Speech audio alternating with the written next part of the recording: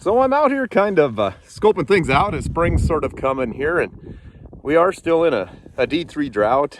When you're out digging in the crop ground, it's actually pretty wet on top, but this little dugout that's behind me here, this thing's usually full, way up past, pretty close to the edge of that thing, and you can see where we're at now for all the stock ponds and stuff. That's where the drought really starts to show up first, right? So we're seeing some pretty severe impacts here. Most of the runoff is done on the snow.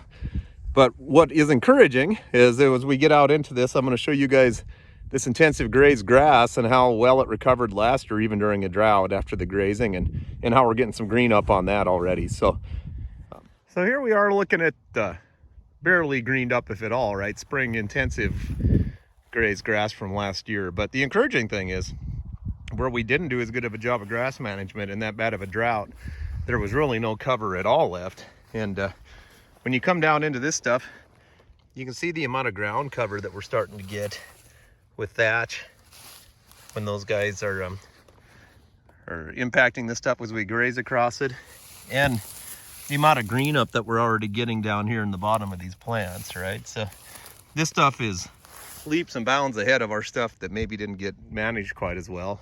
And on top of that, you can see there's some cheatgrass carcasses. This used to be mostly cheatgrass, all of this, and we're really starting to make a dent in the cheatgrass situation here. And you can see down below here, normally this time of year, cheatgrass would already be starting to kind of take off, and we've got some moss on the ground, some soil health activity type stuff going on, and whatever happens, cheatgrass doesn't like it. So you can see last year, we went from having healthy cheatgrass plants all over in here to these spindly little guys that are left in the middle here. So I think we're making a pretty good dent on the bad grasses.